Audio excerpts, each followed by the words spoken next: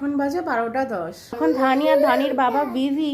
আমি ভাবলাম যে না দেখি তো ফ্রিজের মধ্যে আইসক্রিম আছে কিনা, খুব খেতে ইচ্ছা করছে, তখন পেলাম এই আইসক্রিমটা। ধানি তুমি আইসক্রিম খাওগে? এলো, নিজের নামটা পুরোপুরি বলতে পারলো না কিন্তু আইসক্রিম বলতে পারে। ধানি তুমি কি করছো? আমাকে দাও, দাও। কেন? আমি তো নিয়ে আসলাম ফ্রিজের থেকে বের করে। দেখো ধানি কি এনজয় করছে।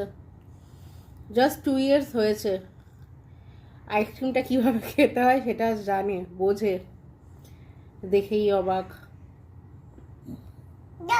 আমাকে একটু দাও। কেন? দাও প্লিজ, প্লিজ ধানু। ধানি, ধানি আইসক্রিমটা ভালো? হ্যাঁ, এ মা, ঠিক আছে।